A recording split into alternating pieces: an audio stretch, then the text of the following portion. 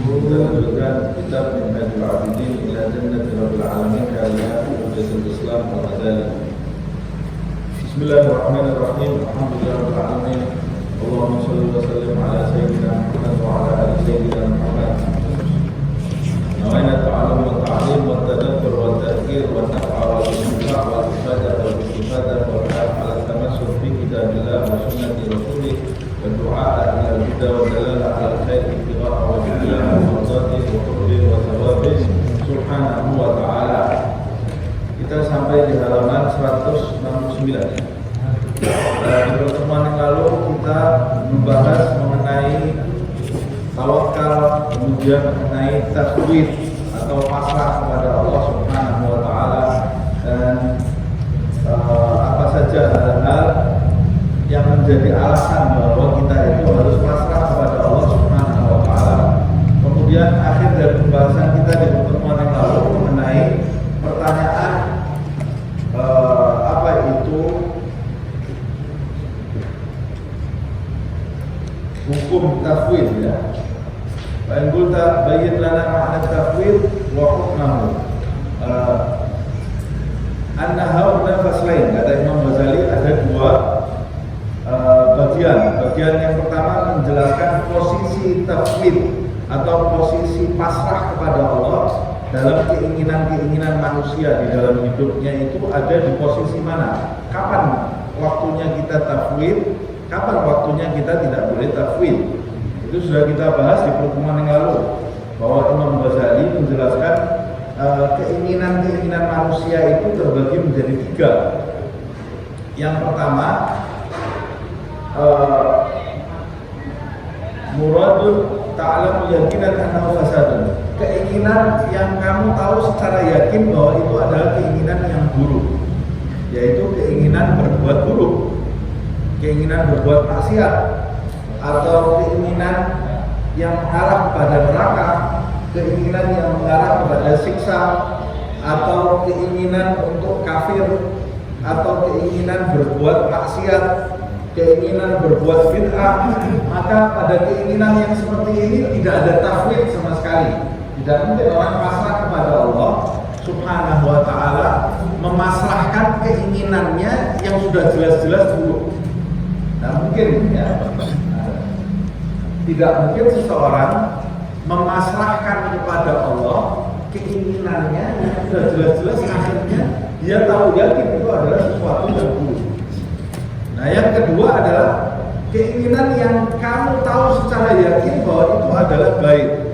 Umpamanya keinginan masuk surga, keinginan untuk diampuni oleh Allah Subhanahu wa taala, keinginan ingin mendapatkan hidayah dari Allah Subhanahu wa taala, keinginan sunnah, mengikuti sunnah yaitu jalan hidup Rasulullah sallallahu alaihi wasallam, keinginan untuk mendapatkan iman. Keinginan yang seperti ini kita tidak boleh tafwid, tidak boleh pasrah. Tidak boleh kita berdoa, ya Allah, jika Kau hendaki jadikan saya orang yang beriman. Tidak boleh kita pasrah kepada Allah Subhanahu wa taala, tapi harus jazm, harus pasti, harus bitahakkum, harus memastikan, ya Allah, minta jadikan saya orang yang beriman. Sama seperti yang pertama, ya Allah, jika Kau kehendaki jauhkan saya dari api neraka. Tidak boleh kita doa seperti itu. Minta kepada Allah, ya Allah, jauhkan saya dari api neraka. Harus memastikan di dalam diri kita bahwa kita ini termasuk orang-orang yang dijauhkan dari api neraka oleh Allah dan dimasukkan ke dalam surga. Pada saat seperti ini kita tidak boleh mengembalikan permintaan kita kepada Allah, walaupun memang segala sesuatu yang menentukan adalah Allah. Kalau kita mengembalikan permintaan yang pasti keburukannya atau pasti keyakinannya kepada Allah Subhanahu wa taala, itu menunjukkan kita tidak bersungguh-sungguh dalam meminta kebaikan yang pasti, dan kita tidak bersungguh-sungguh agar meminta agar dijauhkan dari keburukan yang pasti, yaitu neraka dan surga dan yang semacam itu. Keinginan yang ketiga, ini refresh, ya, supaya tidak putus. Keinginan yang ketiga adalah keinginan yang kita tidak tahu jelas, tidak jelas ini baik atau buruk bagi kita.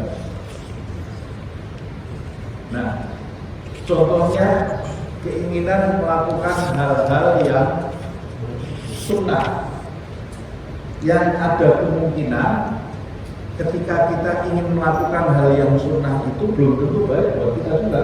Umpamanya, ya Allah, saya ingin sedekah buat 100 orang namanya. Atau begini, ya Allah, saya ingin naik haji ya Allah, padahal dia sudah haji yang wajib. Saya ingin naik haji ya Allah, ya Allah, jadikan saya termasuk orang yang naik haji. Kalau kita memiliki keinginan yang seperti ini, kita tidak boleh memastikan tahakum, memastikan seperti halnya kita meminta surga. Kalau surga itu sudah jelas. Tapi kalau kita mau menginginkan hal-hal yang kita tidak tahu kebaikan atau keburukannya bisa jadi menimpa kita, maka kita harus memasrahkan kepada Allah. Minta naik haji, padahal itu haji yang sunnah. Kalau haji yang wajib itu minta kepada Allah SWT. Ini haji yang sunnah, belum tentu haji yang sunnah itu baik buat kita. Boleh jadi ketika kita berangkat itu, kita berangkat dengan niat yang tidak baik, atau kita pergi hajinya karena niat ingin pamer, atau melakukan hal-hal sunnah lainnya yang tidak primer di dalam ibadah kita. Nah, caranya bagaimana? Atau melakukan hal-hal ubah. Ya Allah, saya ingin pergi ke puncak, ya Allah, jadikan saya pergi ke puncak, atau minta uang, atau minta mobil. Ya Allah, saya ingin mobil baru, ya Allah. Ini semua hal-hal ubah. Mobil itu baik tak bagi kita? Belum tahu kita. Bisa jadi mobil itu baik, bisa jadi mobil itu buruk buat kita. Ya Allah, saya ingin uang 10 miliar. Uang 10 miliar itu baik untuk kita enggak? Kita nggak tahu ini uang 10 miliar itu bisa buruk buat kita, bisa baik untuk kita nggak tahu. Ya Allah, saya ingin kesembuhan, sakit, saya ingin sembuh. Sembuh itu baik nggak betul? Belum tentu baik. Bisa jadi kamu sembuh kemudian kamu lupa. Bisa jadi sakit itu yang mendatangkan manfaat untuk kamu. Ini segala sesuatu yang tidak pasti. Nah, untuk segala sesuatu yang tidak pasti, baik buruknya bagi kamu, inilah tempat kamu tafwid, mengembalikan segalanya kepada Allah. Caranya bagaimana? Imam Ghazali mengajarkan, ini sudah kita bahas di pertemuan yang lalu, kita refresh sedikit. Caranya, kamu setiap meminta kepada Allah atau menginginkan sesuatu yang kamu tidak tahu, tidak pasti kebaikannya, kamu kembalikan itu kepada Allah dengan syarat. Ini sebetulnya bukan di ucapan, tapi di hati.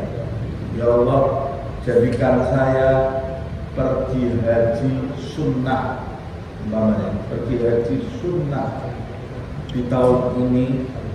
Jika haji itu baik untuk saya, harus memberi syarat. Ini sebetulnya bukan di ucapan, Allah Maha tahu. Tapi syarat di sini ini sebetulnya ada di dalam hati, mengembalikan, ya Allah, jika engkau yang lebih tahu haji itu baik atau buruk untuk saya, haji yang sunnah ini. Kalau haji itu baik untuk saya, ya Allah, maka jadikan saya termasuk orang yang pergi haji di tahun ini. Kalau nggak jadi, kalau buruk lebih baik kan? Nah, atau saya mau mobil baru, di hati ini harus ada di dalam hati kita, ya Allah, saya mau mobil baru. Jika itu baik untuk saya, kalau nggak baik, ya Allah, mending saya nggak punya mobil. Ya Allah, saya ingin jadi orang kaya. Kalau orang kaya itu, kekayaan itu baik untuk saya. Kalau kekayaan itu menjadikan saya orang yang binasa, lebih baik saya nggak kaya. Minta kepada Allah. Hal-hal yang tidak pasti itu harus ada tafwid. Engkau yang Maha tahu. Nah, begitu juga kesembuhan. Minta kesembuhan kepada Allah. Ya Allah, minta. Ya Allah, sembuhkan saya dari sakit ini. Ya Allah, minta kepada Allah syarat. Tapi sembuh yang mendatangkan kebaikan. Makanya para salaf kita kalau berdoa semuanya ma'al lutuf wal afiyah, bi khair wa afiyah, disertai kelembutan, disertai kebaikan. Ya Allah, jadikan saya hamba-hambamu ya Allah, yang hidupnya bahagia di dunia ini ma'al wal afiyah. Itu semua menunjukkan ketergantungan dia kepada Allah Subhanahu wa ta'ala, dan dia tidak mau memastikan segala sesuatu di dalam hidupnya, karena sebagai manusia kita ini tidak bisa memastikan, tidak bisa menentukan. Ya Allah, pokoknya saya harus jadi orang kaya. Jadikan orang kaya itu oleh Allah, tapi kekayaannya tidak mendatangkan kebaikan kalau kamu tidak pasrah kepada Allah Subhanahu wa ta'ala. Atau minimal, kata Imam Ghazali, dengan ucapan insya Allah. Ya Allah, jadikan saya besok, ya Allah saya besok ingin sekali umpamanya pergi ke tempat teman saya, insya Allah jika engkau menghendaki. Maksudnya insya Allah di sini jika engkau menghendaki saya pergi, atau jika engkau menghendaki itu kebaikan untuk diri saya. Kalau itu keburukan, saya tidak mau. Nah, ini tempat dari tafwid. Ini kita kan baru mempelajari maudhi'ut tafwid. Kemudian bagian yang kedua adalah ma'nahu wa hadduhu wa dhidduhu. Ini yang akan kita bahas pada hari ini. Makna tafwid itu apa? Batasannya apa? Dan lawan dari tafwid itu apa? Qala al-mu'allif wa nafa'ana bihi fid dharain. Fa mawdi'u at-tafwid, jadi posisi tafwid itu idan, kesimpulannya kullu muradin fihil khatar. Tempatnya tafwid kapan kita memasrahkan keinginan kita kepada Allah? Pada saat kita memiliki keinginan yang di dalamnya ada kemungkinan bahaya. Yang kita inginkan itu bisa jadi bahaya untuk kita.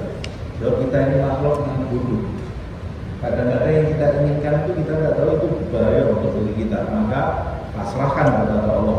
Wa huwa alla tastaijin salahaka fihi, yaitu keinginan-keinginan yang kamu tidak yakin itu baik untuk kamu atau tidak. Nah, itulah tempat dari tafwid. Wa amma ma'na tafwid, sedangkan makna dari tafwid itu adalah faqad qala ba'du syuyukhina rahimahumullah, sebagian dari guru-guru kami, guru-guru Imam Ghazali telah berkata, semoga Allah merahmati mereka. Makna tafwid adalah huwa tarku ikhtiyari ma fihi mukhataratun ila al-mukhtari al-mudabbir. Makna pasrah atau tafwid adalah meninggalkan pilihan-pilihan dirimu, maksudnya keinginan-keinginan dirimu. Kamu tinggalkan pilihan dirimu yang di dalamnya ada kemungkinan bahaya.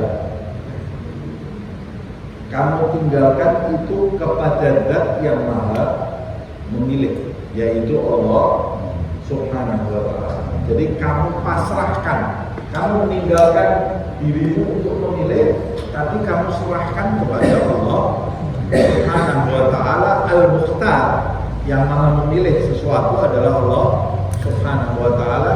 Wal Mudabbir, dan yang Maha mengurus segala sesuatu itu Allah. Kalau dia itu yang Maha Memilih, Maha mengurus segala sesuatu di alam semesta ini, yang milik Allah, yang ngurus Allah, berarti yang paling paham itu adalah Allah Subhanahu wa ta'ala.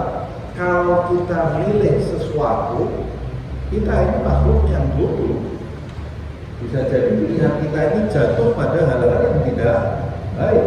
Pasrahkan kepada Allah Subhanahu wa ta'ala yang Maha Memilih dan Maha mengatur alam semesta ini, maka hidup kita akan tenang. Hidup kita akan tenang. Nah, ini makna tafwid. Al-alim bimaslahatil khalq, karena dia yang Maha Memilih, dia yang mengurus semua hidup di alam semesta ini adalah Allah Subhanahu wa ta'ala. Al-alim, dia yang Maha tahu bimasrahatil khalq. Dia yang maha tahu apa yang paling baik untuk makhluk. Hal-hal yang baik untuk makhluk itu yang paling tahu adalah Allah Subhanahu wa ta'ala. Kalau kita hidup kita ini mau tenang, pasrahkan hidup kita kepada Allah Subhanahu wa ta'ala. Kalau kita pasrahkan kepada diri kita, maka kita tidak akan mencapai ketenangan di dalam hidup. Kita pasrahkan kepada planning kita, kepada otak kita, kepada kekuatan kita, tidak akan tenang. Kita memastikan ini yang betul ini, jangan sampai tidak, jangan sampai saya lepas dari jalan ini. Betul. Kamu tahu pasti ini betul. Ya ini kalau ini tidak gol berarti saya celaka. Saya tidak bisa apa-apa. Kamu pastikan padahal kamu tidak tahu. Padahal kalau ini yang kamu inginkan itu tercapai, kamu bisa di ujungnya ada kemungkinan kamu mendapatkan hal-hal yang buruk. Jadi apa yang harus saya lakukan? Ya Allah, kalau ini jalan yang benar buat saya, membahagiakan dunia saya, akhirat saya, jasad saya, batin saya, mudahkan. Kalau ini tidak baik buat akhirat saya, buat dunia saya, jauhkan saya sejauh-jauh. Tidak gul, tidak apa-apa ini. Saya tidak dapat semua ini, tidak ada masalah. Yang penting saya nanti bahagia hidup saya. Sebab materi itu tidak bisa membahagiakan kita. Tidak bisa membahagiakan kita. Kesembuhan belum tentu bisa membahagiakan kita. Yang membahagiakan kita itu adalah pilihan Allah Subhanahu wa ta'ala yang terbaik buat kita. La ilaha illa huwa, tidak ada ilah sesembahan kecuali Dia, Allah Subhanahu wa ta'ala. Makna yang lain, wa ibadatu Syekh Abi Muhammad As-Sidzi rahimahullah, semoga Allah merahmatinya. Beliau mendefinisikan makna tafwid adalah huwa tarku ikhtiyarika al-mukhatarata, yaitu meninggalkan pilihan-pilihanmu yang berbahaya. Kenapa berbahaya? Sebab saya tidak tahu ini bermanfaat atau bermadarat, berarti ada bahaya. Alal mukhtar, kamu tinggalkan pilihan-pilihan itu kepada Zat yang Maha memilih, yaitu Allah Subhanahu wa ta'ala. Liyakhtara laka ma huwa khairun laka, agar Dia yang Maha memilih itu memilihkan untuk kamu apa yang baik untuk dirimu.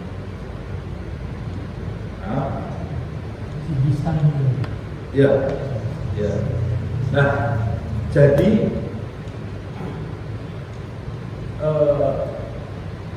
kalau kita tahu Allah Subhanahu wa ta'ala itu yang Maha memilih, Dia yang paling mengetahui hidup kita.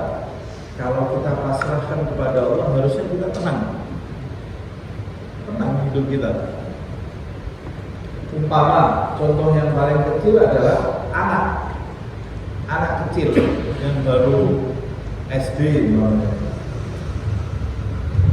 dipilihkan oleh bapaknya yang pengalamannya lebih besar, pengalamannya jauh, karena orang tua kan pengalamannya lebih banyak daripada anaknya yang masih kecil.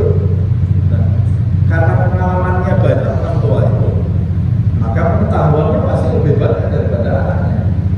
Dia pasti akan memilihkan untuk anaknya sesuatu yang kadang-kadang anak itu tidak paham kenapa kok dipilihkan jalannya seperti ini. Sebab anak itu belum mengalami apa yang dialami oleh orang tuanya. Kadang-kadang anak sama orang tua ini tidak nyambung. Yang dipilihkan oleh orang tua, anaknya tidak paham. Anaknya tidak paham. Loh, ini kenapa saya disuruh pergi ke sekolah umpamanya? Pergi ke sekolah itu tidak enak. Enak di rumah saya, tidur di rumah, main game di rumah, nonton TV di rumah. Kenapa saya ini harus pergi ke sekolah? Berangkat ke sekolah dari pagi, pulang siang. Nah, orang tua ini tahu ini kebaikan buat kamu. Umpama, ini contoh. Anak itu menganggap umpamanya sekolah ini penjara. Di penjara di sekolah ini dari pagi, padahal itu yang dia anggap tidak enak itu baik buat dia. Atau anak kecil yang sedang sakit, karena dia sakit, orang tuanya menginginkan kesembuhan untuk anak tadi, dikasih puyel yang pahit. Anak kecil itu mungkin dia berpikir waktu dikasih puyel itu, jahat orang tua saya dipaksa disuruh makan sesuatu yang pahitnya luar biasa sampai berhari-hari. Padahal sesuatu yang pahit itu yang baik untuk dia.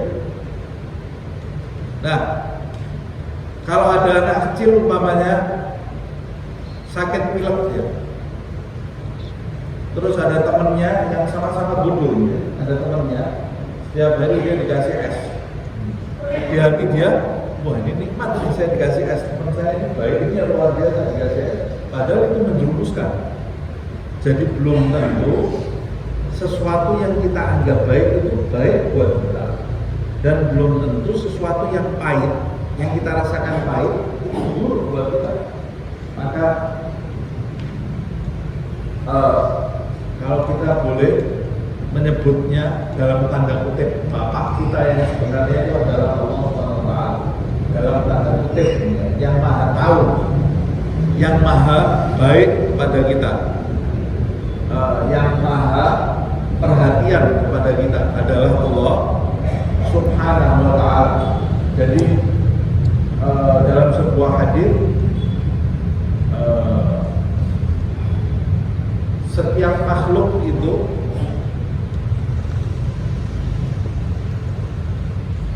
dirawat oleh Allah Subhanahu wa ta'ala.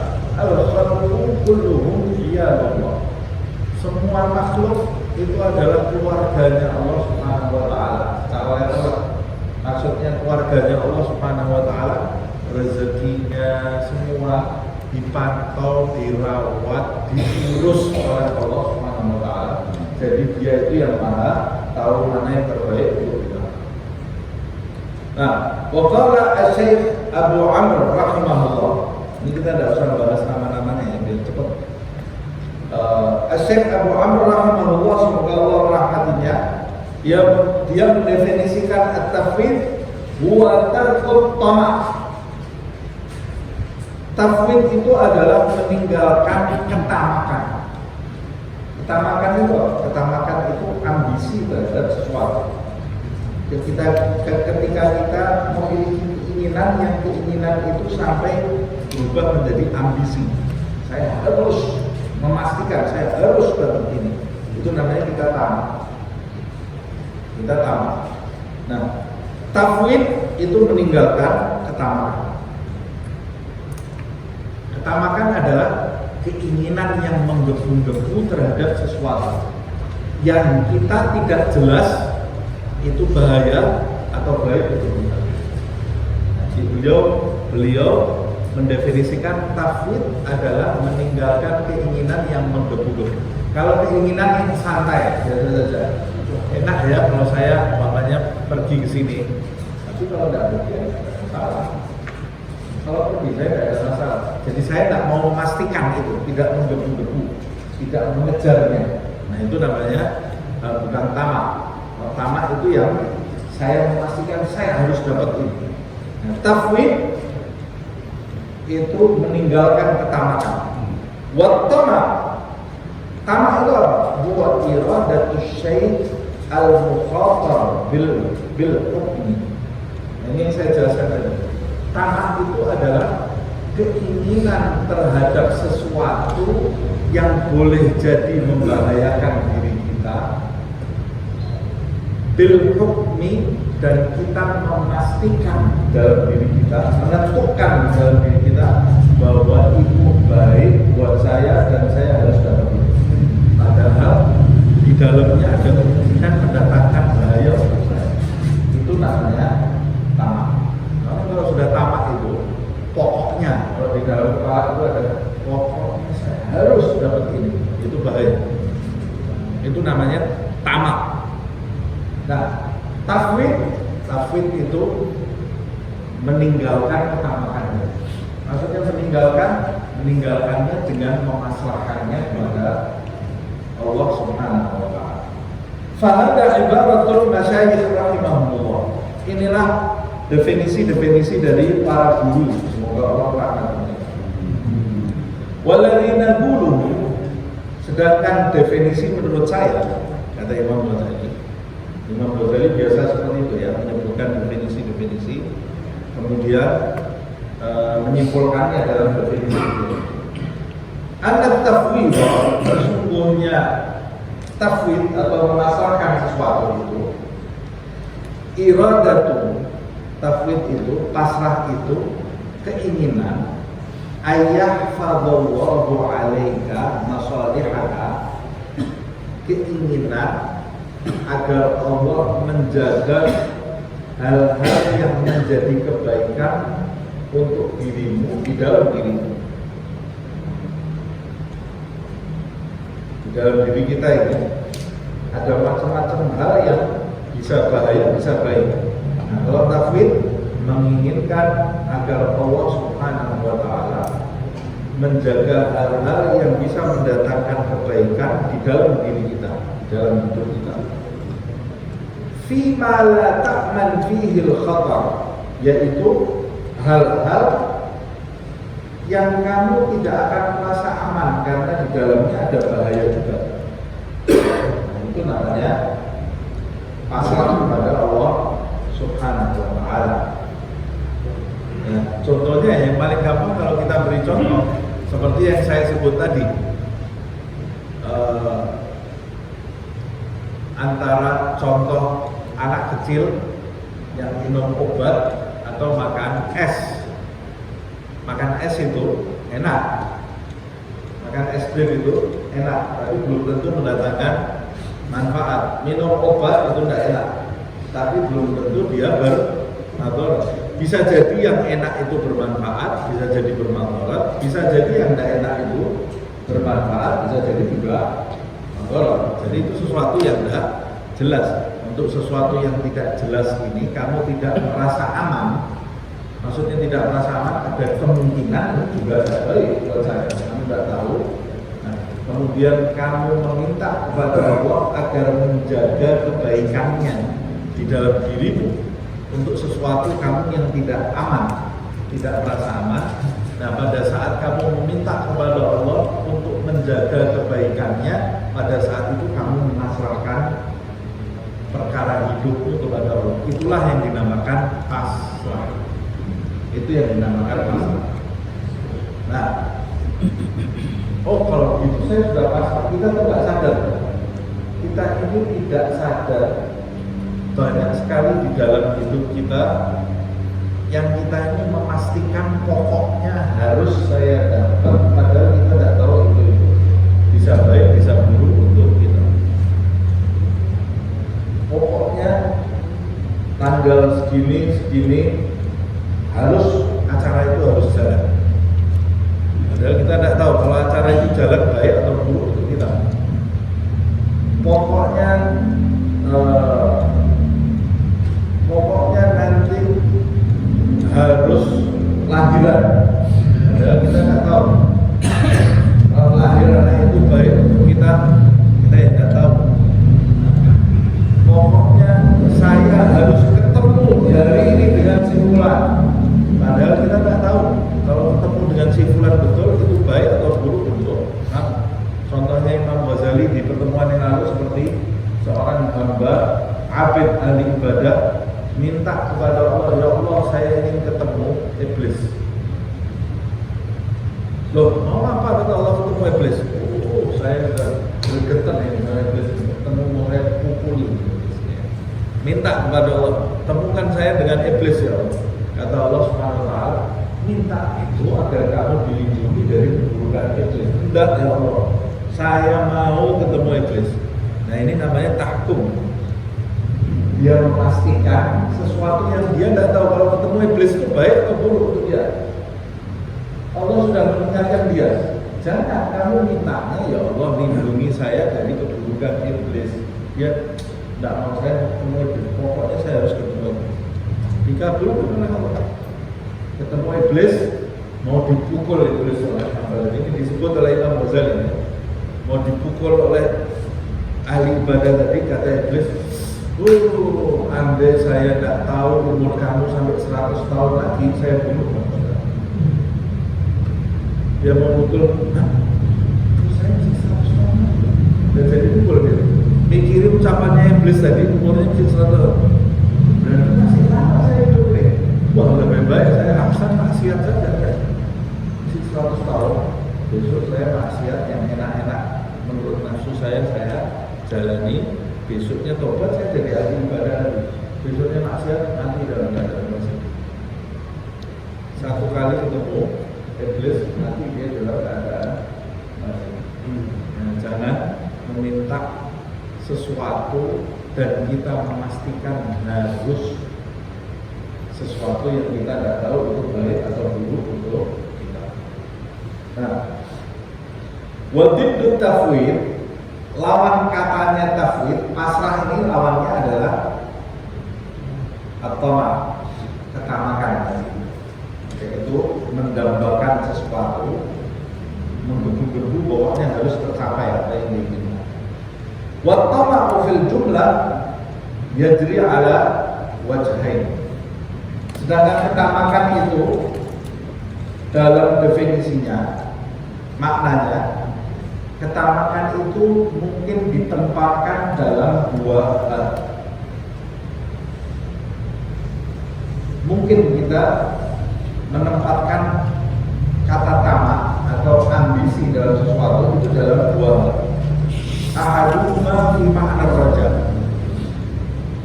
Bisa jadi makna tamak itu adalah raja. Raja itu harapan. Harapan itu kan berarti mendambakan sesuatu. Orang yang mengharap itu berarti mendambakan sesuatu dan menginginkan itu tercapai di dalam hidupnya. Berarti sama dong. Raja dengan tamak lain. Tamak itu kadang-kadang disebut raja. Raja itu biasanya positif. Kalau tamak itu bisa positif, bisa negatif. Jadi tamak itu kadang-kadang bisa disebut raja. Tapi kalau raja itu pasti sesuatu yang positif. Nah, apa itu raja? Tamak yang bermakna raja itu apa? Turidu syai'an la khatara fihi. Kamu mendambakan sesuatu yang tidak ada bahayanya untuk diri kamu. Itu namanya raja. Tamak yang bermakna raja. Atau fihi mukhataratun, kamu mendambakan sesuatu yang di dalamnya ada kemungkinan bahaya. Bil istifna, tapi kamu gunakan pengecualian, pakai syarat kan. Itu namanya jadi raja. Kalau saya mengatakan, ya Allah, kabulkan ya Allah, saya tahun ini mau pergi haji sunnah. Tapi jika itu kebaikan untuk diri saya, ini namanya jadi harapan, raja. Tapi kalau kamu harus ya Allah haji sunnah tahun ini ya Allah, harus, jangan sampai enggak, ini jadi tolak. Ini tolak. Ya Allah, kabulkan ya Allah, saya ingin punya mobil A, B, C, D tahun ini ya Allah. Udah capek naik motor terus, saya ingin punya mobil ya Allah. Harus punya mobil, naik motor hujan-hujanan, panas-panasan, harus tahun ini saya naik mobil. Ini namanya tamak. Kamu mendambakan sesuatu yang kamu tidak tahu itu bahaya atau buruk, bukan buruk. Tapi saya kalau naik mobil lebih aman, tapi kamu belum tahu itu buruk atau baik. Bisa jadi kamu dapat mobil masuk tol lebih baik, atau bisa jadi kamu dapat mobil uang kamu habis buat perawat, bensinnya, buat kamu kemarin nggak punya mobil, tenang gitu, kamu sekarang punya mobil jadi pusing. Atau boleh jadi kamu punya mobil jadi sombong kamu, bisa jadi keburukan buat kamu. Nah, jadi kalau kamu mendambakan mobil tapi istifna dengan pengecualian, itu namanya harapan. Ya Allah, tahun ini saya punya mobil, jika mobil itu baik untuk saya, untuk agama saya, untuk dunia saya, untuk akhirat saya. Kalau baik, ya Allah, saya minta. Kalau tidak baik, tidak usah. Ini namanya raja, ini namanya harapan. Atau kamu meminta sesuatu yang jelas-jelas baik. Ya Allah, aku sangat sangat menginginkan rahmatmu. Ini wajar. Karena rahmat itu jelas sesuatu yang baik. Wadhalika mampu tamak terhadap hal yang pasti baik atau tamak terhadap hal yang belum tentu baik tapi kamu memberi syarat dalam ketamakan itu. Ini adalah sesuatu yang ketamakan yang terpuji. Itu yang dinamakan rojak, ya. Baik madmum, bukan tercela. Contohnya kalau Allah Ta'ala, Allah menggunakan istilah tamak yang baik di dalam Al-Quran. Walladzi atma'u ayyaghfira li khati'ati yawman din, menggunakan kata tamak itu. Dan dialah zat yang aku sangat tamak dia untuk mengampuni aku. Katanya tamak itu tidak baik. Ini kan tamak untuk diampuni. Berarti ini tamak di sini artinya tamak yang baik. Artinya rajak di sini rajak tamak yang baik. Waqal dalam firman yang lain Allah Subhanahu wa taala berfirman, "Inna natma'u ay yaghfira lana rabbuna khatayana." Sesungguhnya kami sangat tamak agar Allah mengampuni dosa-dosa dan kesalahan kami. Tuhan kami ini mengampuni kesalahan-kesalahan kami. Makna tamak di sini adalah harapan atau raja. Ini yang positif. Ini yang positif. Wa hadzal jismu laisa mimma nahnu fihi bisabilil hauna. Nah, tamak yang seperti ini kita tidak punya urusan dengan tamak yang seperti ini, kata Imam Ghazali. Yang kita maksud tamak lawan katanya tafwid itu bukan ini, kata Imam Ghazali. Tapi tamak yang bermakna yang kedua ini. Wa tsani tamakun madmumun. Ini yang lawan katanya tafwid. Tamak yang tercela. Apa itu? Qala Nabi sallallahu alaihi wasallam, "Iyyakum wa tama'a fa innahu fadlun." Kata Rasulullah SAW, hati-hati kamu dengan sifat tamak, karena sifat tamak itu kefakiran yang membinasakan langsung di depan kamu. Ini tamak yang dimaksud dalam riwayat ini adalah tamak yang madmum, yang tercela. Apa itu tamak yang tercela? Tamak yang tercela adalah mendambakan sesuatu yang kita belum tahu kebaikannya, belum pasti kebaikannya, tanpa syarat. Artinya mendambakan harus seperti itu. Lawan katanya pasrah. Nah, wakilah disebutkan di dalam ucapan yang lain, tamak itu halakuddin wa fasadut tamak, halakuddin wa fasaduhu at-tamak. Kehancuran dan kerusakan agama itu terdapat pada ketamakan. Tamak yang apa nih? Tamak mendambakan sesuatu yang belum pasti kebaikannya tanpa syarat. Wa milakuhu berarti penopangnya, penegaknya agama, yang menyelamatkan agama, al-wara', sikap wara', hati-hati dalam menginginkan sesuatu. Wara' ini ya. Qala Syekhuna rahimahullah, guru kami rahimahullah, semoga Allah merahmatinya, guru Imam Ghazali, dia mengatakan at-tama'ul madmum syai'an. Tamak yang tercela itu ada dua. Satu, sukunul qalbi ila manfaatin mashkukatin. Kamu disebut tamak ketika kamu menginginkan sesuatu dan hatimu tidak merasa takut dengan keinginanmu itu. Jadi tamak yang pertama itu adalah ketenangan hati, tenangnya hati seseorang terhadap manfaat yang rapuh, manfaat yang meragukan, tapi hatinya tenang. Jadi dia menginginkan sesuatu yang manfaatnya meragukan, tapi dia nggak takut. Pokoknya saya harus dapat itu. Ini yang berbahaya. Ini berbahaya. Harusnya orang itu punya rasa takut. Besok kita pergi, punya keinginan. Besok kita pergi. Di dalam hatinya harusnya tahu. Besok kita pergi, baik, tidak percaya. Harus ada rasa takut, tidak boleh tenang. Besok kita pergi, insya Allah baik. Besok ini baik semuanya, sehat, selamat semuanya. Rasakan kepada Allah Subhanahu wa Ta'ala. Besok kita pergi, insya Allah pergi kita membawa kebaikan. Jika pergi itu mendatangkan kebaikan, besok jika pergi itu mendatangkan kebaikan, besok kita pergi. Jadi harus seperti itu. Nah, tapi kalau kita memastikan besok kita bapaknya pergi, tenang hati kita, tanpa pasrah kepada Allah Subhanahu wa Ta'ala, ini bahaya. Ini bentuk tomat yang pertama.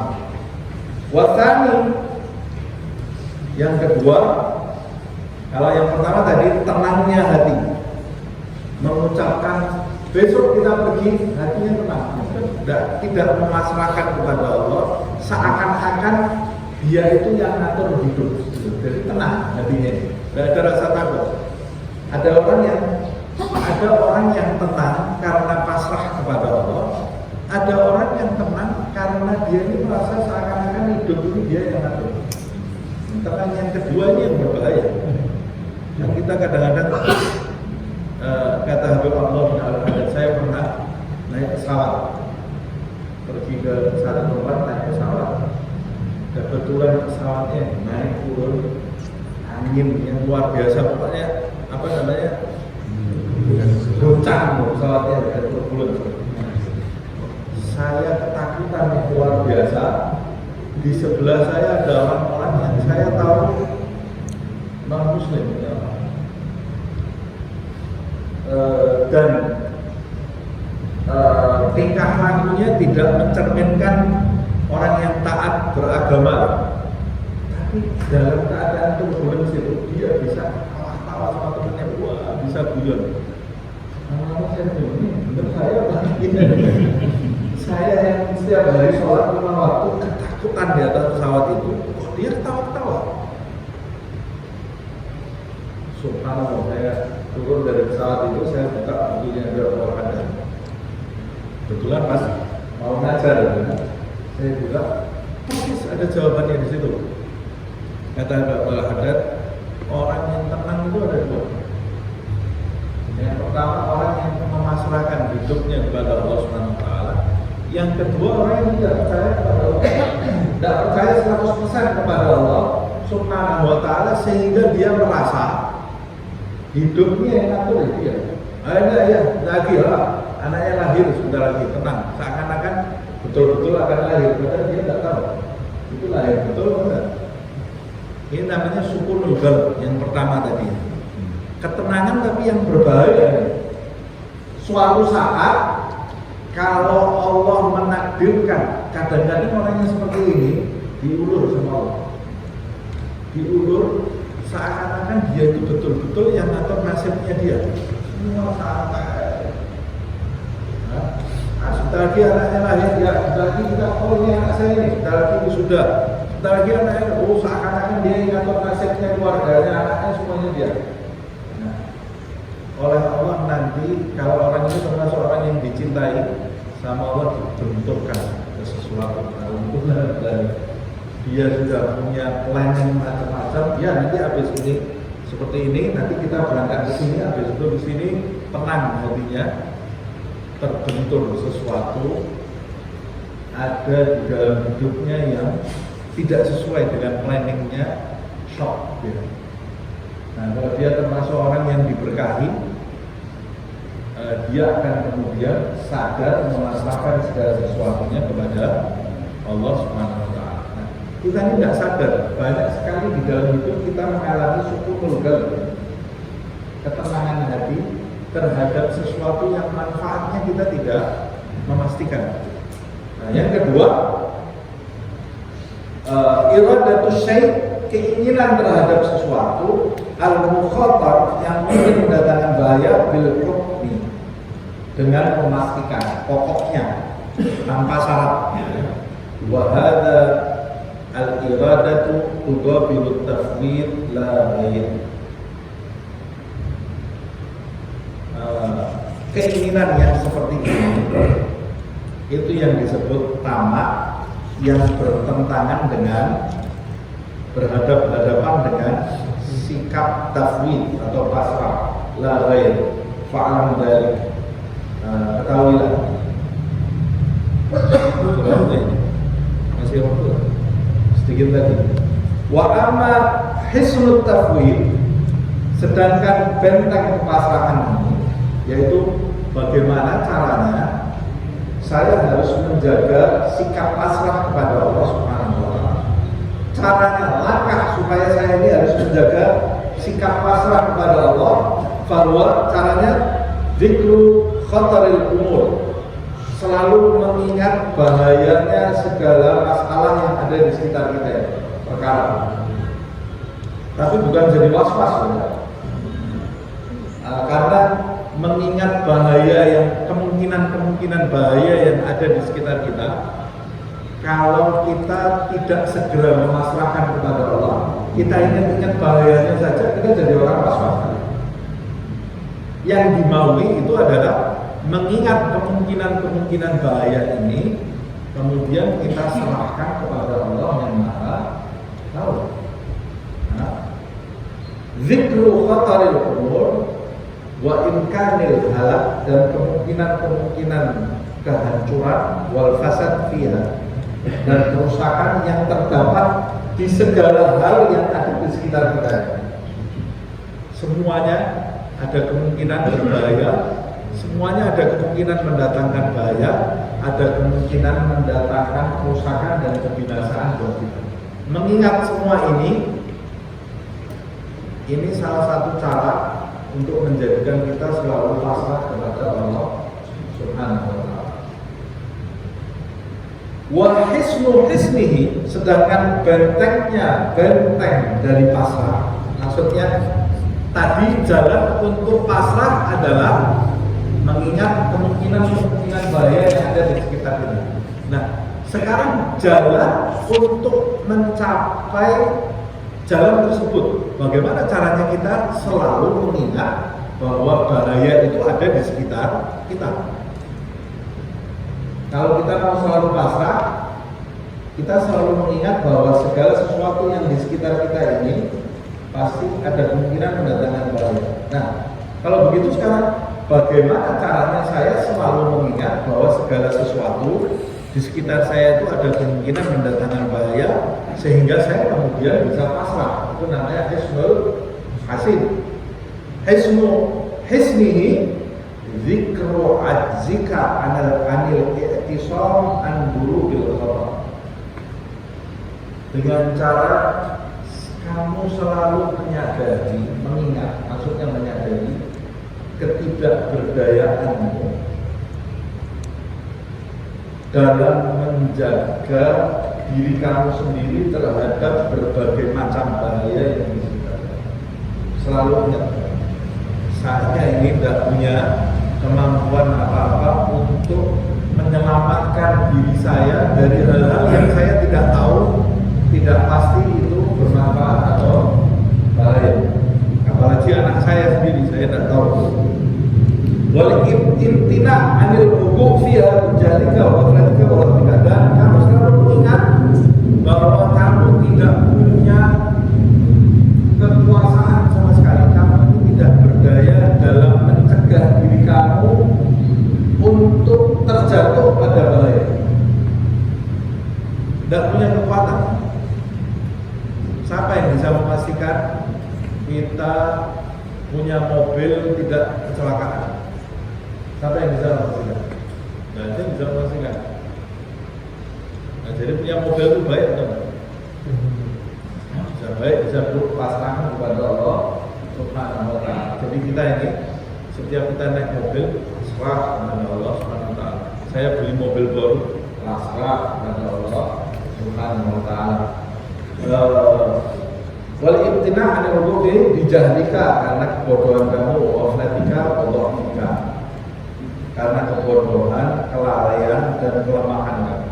Fal muwadhabah ala hadaini dzikrain, kalau kamu terus-menerus mengingat dua hal ini, yaitu mengingat kemungkinan segala hal yang di sekitar kita itu bisa mendatangkan bahaya. Yang kedua, mengingat ketidakberdayaan kita dalam menjaga diri kita dan keluarga kita.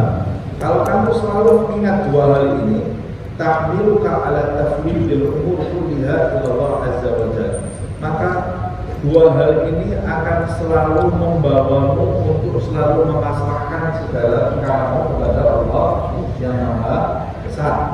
Karena kamu sadar, kamu ini bodoh, nggak bisa.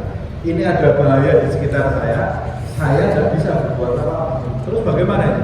Ya pasrah kepada Allah Subhanahu wa ta'ala. Kalau saya pikirin terus bisa putus kering kepala saya ini. Karena saya tidak punya kemampuan, masa saya mau berusaha untuk sesuatu yang saya tidak punya kemampuan di dalamnya. Bagaimana? Tidak mungkin lah.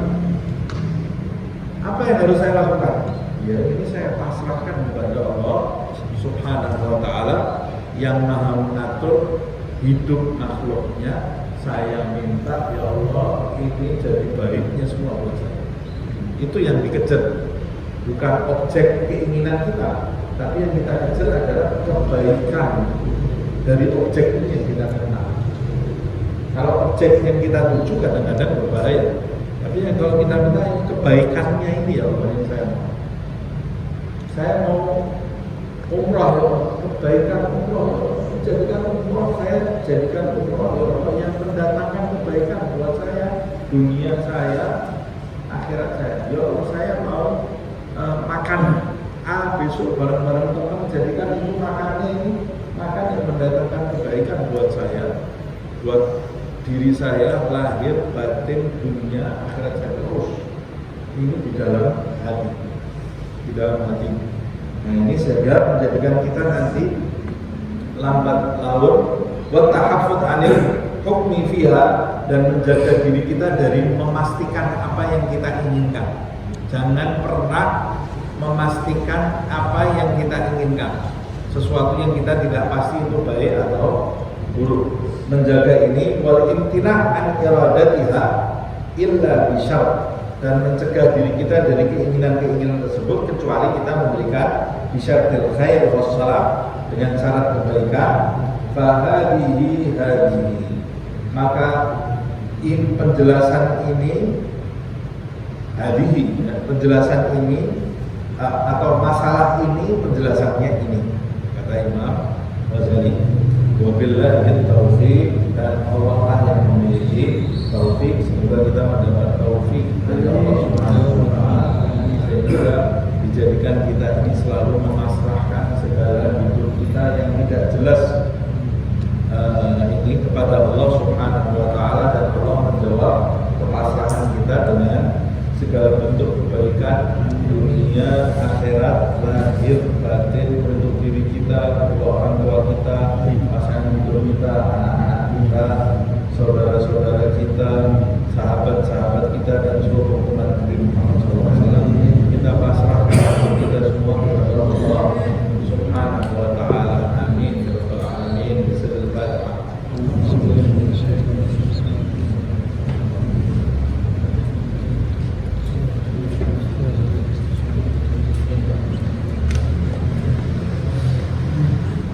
Ya Rabbana a'tarafna bi annana a'tarafna wa annana ashrafna ala ladha ashrafna fatub alaina tawba taghfir li kulli hawba wastur lana al-awrati wa amin ar-rahati waghfir li walidina rabbi wa mawludina والأهل والإخوان وسائر الخلان وكل ذي محبة أو ديرة أو صحبة والمسلمين نجمع آمين ربي اسمع فضلا وجودا منا لا باكتساب منا